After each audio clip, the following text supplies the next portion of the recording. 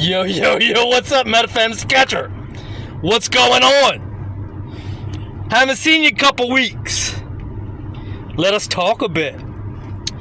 Did you see those blisters about to hit the big box?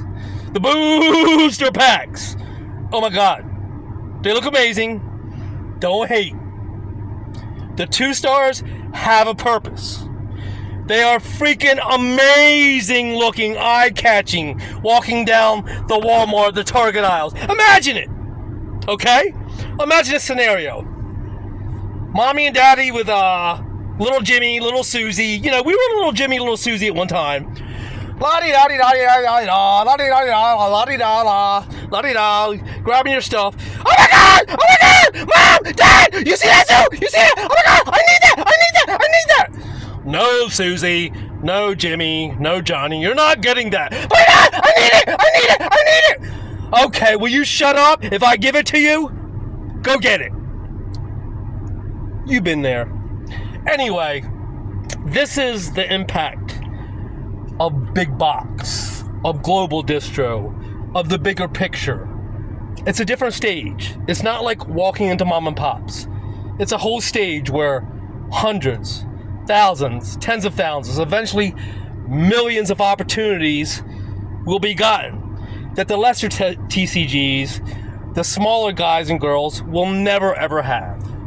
What Mike did here is pretty much unprecedented. He did this, not Charlie. He took this indie TCG company, this little company that no one knew. He punched a freaking hole in the business world. That's what he did in 2 years. And he got MetaZoo into these big box stores. It's impossible what he did, but he did it. Now, this is where I'm going to go into a more opinionated thing, to where I was a bystander. I wasn't buying stuff then in the early MetaZoo. I was just watching as a business owner, as a business person, as someone who spent 37 years now working for global companies, for worldwide companies, okay? So that's where a lot of my opinions come from. I've never played a TCG in my life, okay? Know that. This is where I've always had a differentiated opinion from most people who are in the rabbit hole of being in a TCG. Okay, when you have this type of thing going on where you can reach this much people, it puts you on an entirely different playing field. And the TCG space in itself is so tiny. And I get it. A lot of people in the space, they don't get it. They don't see how tiny the space is because you're in the rabbit hole. You can only see how tiny the space is when you're outside the rabbit hole, or even when you're not even a part of it. Then you can see it. It's not like video games or the sporting, athletic. It's not even comparable to that. So everyone in this tiny space is biting, is trying to claw and scratch, and that's why so many fail, and like 90% will fail. There's only room for so many.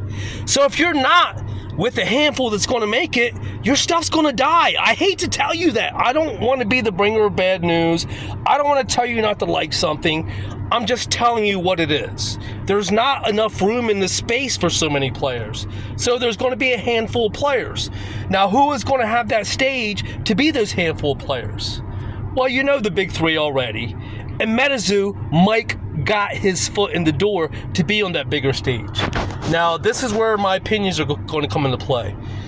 As great as this was for MetaZoo, it was awful for MetaZoo also. Because in my opinion, this is where everything changed. Mike got this humongo head, like he was king of the world. Like, you ever see the Titanic, where DiCaprio's on the front ship? I'm the king of the world! In my opinion, that's when this time frame when Mike became that way. If you look in his earlier videos, he was more humble. It seemed to be a nicer guy. Then all of a sudden, after Nightfall went crazy, and in the midst of that 6-month period going in the wilderness, that's also when he got into big box and everything was blowing up. So that's when I feel he changed. Now, it's also when he started banning people. And he started giving all those people the bad taste.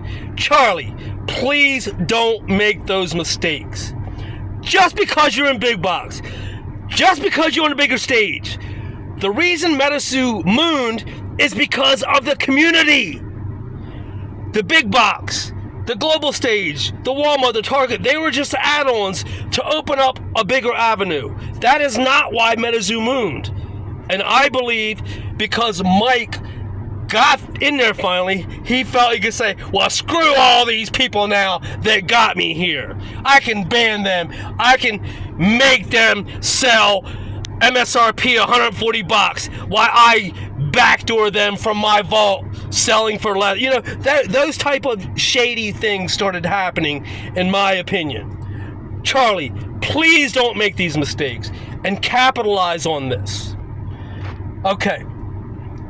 So that brings us to these other smaller TCGs, indie TCGs. 90+ % of them are not going to make it, guys. Just know that. And I know a lot of you think Meta 2 is not going to make it.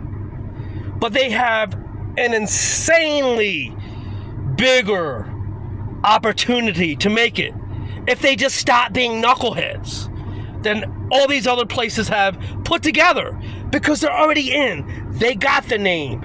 They're in the big box. They have the global distribution now. So no matter what has happened so far with Meta 2 and the decisions they're making, they still have an insanely bigger opportunity than all these other places combined have. So just know that. Now, Charlie, Meta 2, put the better, more popular cryptids on the texture cards and in the booster boxes. Okay? Do that. The game is going to grow. The collector base is going to grow. We're all here waiting for you to do the right thing, man. Meta 2 for life. Metazu for life. Let's go. Peace.